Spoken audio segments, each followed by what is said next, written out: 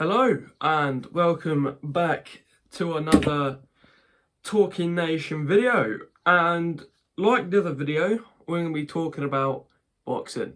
So as I'm sure you're all aware of recent times, I think it was 2 days ago now, it was the TikTokers versus the YouTubers boxing event. Surprisingly, I actually am quite surprised. It was actually quite enjoyable, and yeah, I quite like the fights.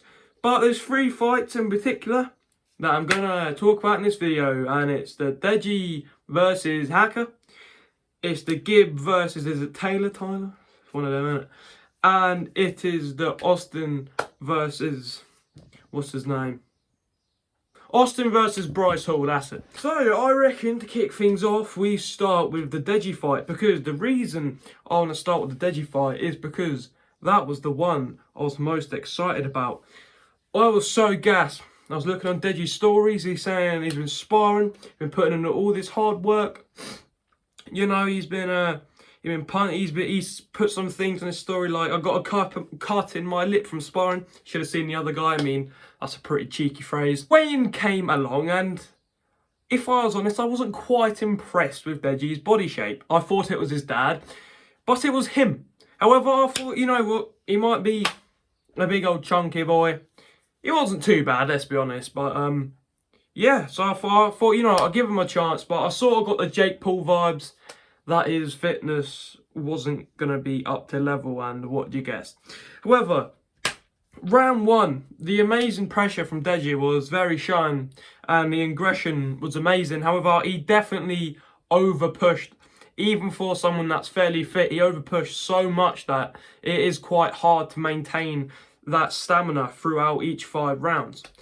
Because, you know, boxing's a very high intensity sport. If you haven't tried it yourself, then you probably should, just to, you know, get in the mindset of these boxers. But in terms of technical ability, I was actually very impressed with Deji in round 1. He threw some good straights. He was ducking, he had a bit of head movement, good footwork, and he was looking overall the better fighter. Throughout the round, he kept landing these big punches, and his defence overall was pretty good as well. Then he went down to the corner, and he went to go talk to his corner man. And I noticed straight away he couldn't talk back. I was like, he's fucked it, innit? I could already predict that he wouldn't be making it out. He was pretty knackered after round 1, but he still got back up, and he still went in there in round 2. So round 2 came along. Once again, I reckon that Deji still showed that technical ability that he had from these last few months of training, and he still was pretty good. You could definitely tell he was a little bit more slow coming from round 1, but it was still on top, and at 100% he was still winning that fight. Well, coming over from Deji, Hacker was also doing alright. I feel like he needed a little bit to get in there, since he's never had a boxing fight, I don't think anyway. But he was okay. For, you know, you gotta keep in mind that these are just YouTubers, and they've only had like a few months to train for these fights. So I was pretty impressed with both of them. But going around round 2, that's when Hacker started landing more shots on Deji, and it was clear that Deji was getting sloppy. He was just moving his head like this. He couldn't really be asked to be in there, but he still had the heart, and he still carried on. So after round 2, round 3 came along, and the weirdest thing, one of the weirdest things I've ever seen in boxing happen. Deji got up from his corner, and the ref started to count him because he had wobbly legs, and obviously it was because he's absolutely fucked. But everyone, it was a very, very confusing situation there. It was counting him out like he'd just been knocked out. I think they just looked at him like, what the fuck's going on? He was just too focusing on breathing, if I'm honest. I was in there only for a few seconds, I reckon, maybe a minute or something. And that's when the fight got stopped. And poor old Deji, he looked very good, I'd say. But again, his fitness did just ruin him, really. But at the end of the day, he's still done a good job. But I thought that from the previous fight of Jake Paul, I thought he might, you know, recognise that he needs to work on his cardio more. However, you know, he didn't as much. But at the end of the day, in my opinion, he done well. Also, I have a lot of respect for Hacker, as he went up to Deji after the fight, congratulated him and reassured him. So moving on to that fight, we're getting on to, in my opinion, the best fight of the night, and that was the Austin fight. And the reason why I say the best fight of the night is because the skill of Austin, this 30-year-old man, it very much surprised me. He had brilliant footwork. He was landing so many shots, and his fitness for his age was fucking impeccable. It was absolutely amazing. So what's the name of that geezer who's going up against? Let me just check. Yeah, that's it, Bryce Hall. Now, Bryce Hall, I didn't know much about him, but soon as I saw the hype videos for it, I thought it was an absolute car, an absolute twat. And so, yeah, bun him. But however, the fight was amazing. Austin was always on him. He kept landing the first strikes. This bloody other guy, man. Well, I keep forgetting his damn name. Bryce Hall. Bryce Hall looked like he was getting battered. Look at some film. He looked like, I don't know, some wrong turn or some shit with blood on his nose. I was enjoying it so much. I was cheering on through my damn phone. That's how much I was loving it. But Bryce Hall's, his slips and his stance and the way he moves around the ring was so impressive, considering he's never done boxing before. And I thought, this guy, he's doing really, really well. But his opponent, however, he wasn't the best. He definitely just went in there for lucky shots. Just hooks upon hooks upon hooks. And that's all my guy did. He tried to get the bloody lucky knockout. He has no technical skill either. He was just in there getting punched to shit. And after a few rounds of absolutely getting outclassed by Austin, he got the defeat from a TKO. So I have that. And after the fight, he said, I'm not a fighter. No, I've never claimed to be a fighter. But in the hype video before, he literally said, I've had over 40 street fights. I'm a fighter. He literally said he's a fighter. Yet when he got out the ring, he said he wasn't. And you can see this man is all talk and no fucking fighting him. Finally, the next fight we come on to is the Anderson Gibb fight. And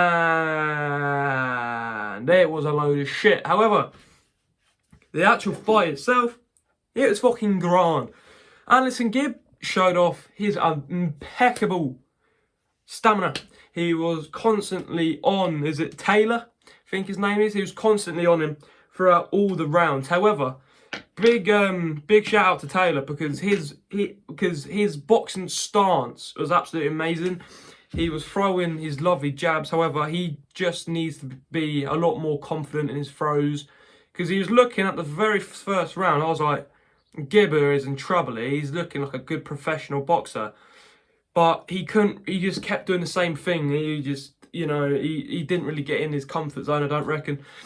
However, despite the fact it was a brilliant match, Gibber using all his pressure, loads and loads of hooks to the body, then mixing it up to the head. He landed some brilliant overhands that I definitely stunned his opponent. And I think the fight overall was definitely probably second best, I reckon. I don't know about that FaZe guy as well. I forgot his name. FaZe Jarvis. He knocked his opponent out, which was fucking amazing to watch. But yeah, the Gibb fight was definitely enjoyable, and big up to Gibber. So now, everyone's like, oh, it's the end of the fight. Both brilliant fighters. Then they got to the ref.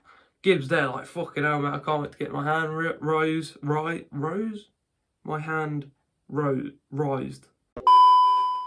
But yeah, so everyone's like, oh, Gibbers won, like, it's big up. And soon as they said it, I wanted to fucking jump off a bridge, and it was a draw. How the fuck was that a draw when Gibber literally won every single round? He got completely murked. He got robbed. Absolute shame. It looked shame on the sport. It looked shame on everyone that participated. It's fucked. Like, I can't believe he didn't get the win. Even his opponent said it's bullshit. Them fucking judges, mate, are absolutely ridiculous. Get out. Get out. I'm going to give you the count of 3 to get out. 1, 2, 3. Get out. You heard me. Get out. Get out. Do not do that. Anyway guys, that's going to be basically wrapping up today's video, as I just wanted to come on here and discuss the fight. However, I don't know, the Gibb fight still annoys me because it's a bit of bullshit. However, I hope these fighters do stay, well, some of them do stay or box other YouTubers. I want Austin to stay in it. I reckon Deji said he'll come back. He said he'll come back stronger and fitter. I reckon if Deji did have a lot more better fitness and stamina, he'd be kind of unstoppable. Because he did look very good in there and he was putting some hard pressure on his opponent. However, yeah, that's really all I've got to say. So, thank you very much. And if you did like it, the fight and my video, please give it a like. Much appreciated.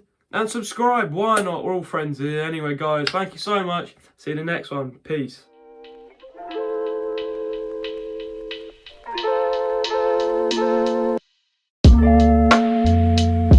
Thank you.